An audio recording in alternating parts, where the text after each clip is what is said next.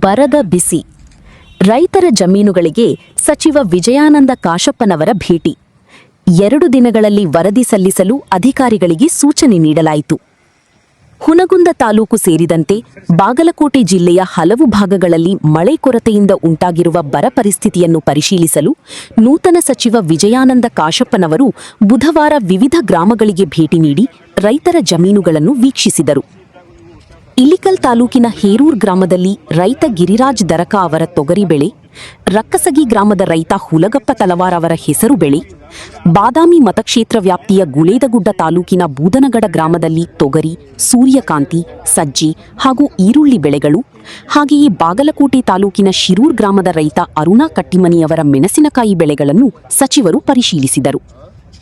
ಈ ವೇಳೆ ರೈತರೊಂದಿಗೆ ನೇರವಾಗಿ ಮಾತುಕತೆ ನಡೆಸಿದ ಸಚಿವರು ಮಳೆಯ ಕೊರತೆಯಿಂದ ಉಂಟಾದ ಬೆಳೆ ಹಾನಿಯ ಕುರಿತು ಮಾಹಿತಿ ಪಡೆದು ಅಧಿಕಾರಿಗಳೊಂದಿಗೆ ಚರ್ಚಿಸಿದರು.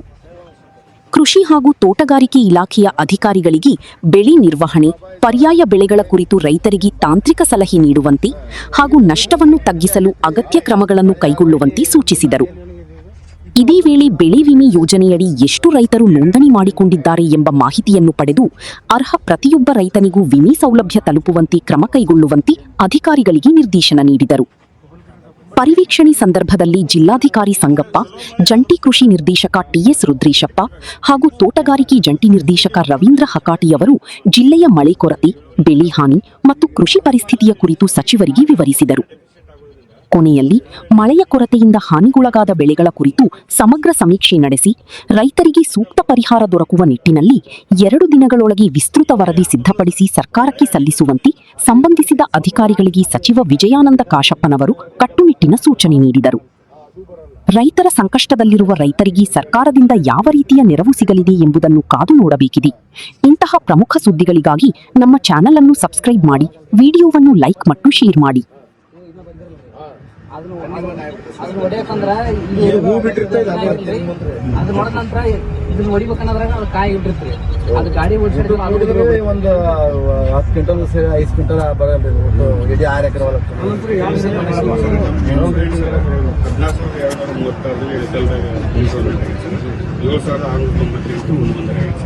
ಸರ್. ಬೇರೆ ಬೇರೆ ಬೆಳೆ ನೋಡಿದಾಗ ತೊಗರಿ 6,690 ಸರ್, ಸನ್ಫ್ಲವರ್ 3,242 ಸರ್, ಗ್ರೀನ್ ಗ್ರಾಮ 611, ಅವನಿಯನ್ನು 608 ಸರ್, ಬಾಜರ 65, ಮೇಜು ಅಂದ್ರೆ ಗೊಂಜಾಳ 447 ಜನ ಎನ್ರೋಲ್ಮೆಂಟ್ ಆಗಿದೆ.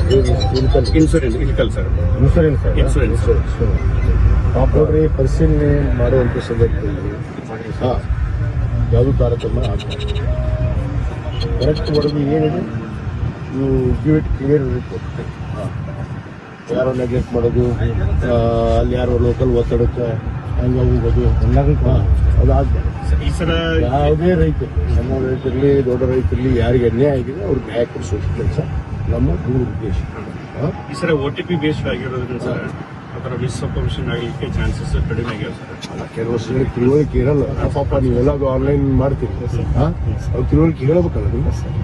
ಪಾಪ ಈಗ ಅವ್ರು ಏನ್ ಮಾಡ್ತಾರೆ ರೈತರು, ಏನ್ ಗೊತ್ತು, ನೀವು ಬಂದು ಭೇಟಿ ಕೊಡ್ತೀರಿ ಅಷ್ಟೇ.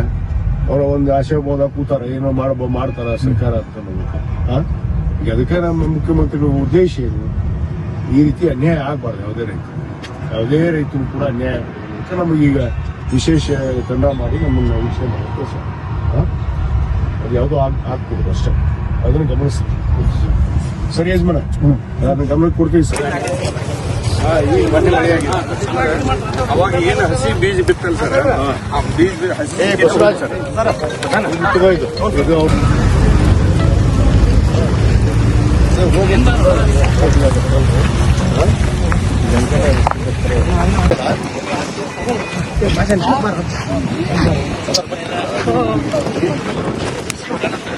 ಇದು ಸರ್ ಇನ್ನೊಂದು ಸ್ವಲ್ಪ ಕೇಳಿ ಸರ್. ಇದಕ್ಕೆ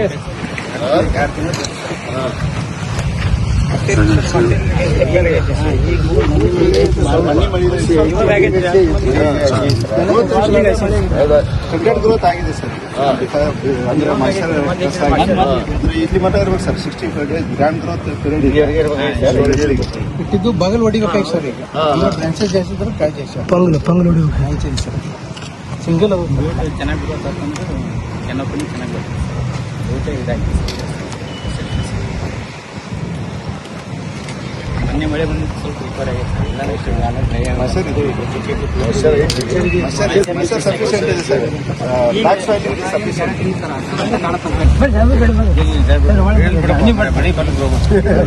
ಮಳೆ ಬಂದ್ರೆ ಖುಷಿ ನಮ್ಗೆ ಖುಷಿ ಬಂದ್ರೆ ಏನಾಗುತ್ತೆ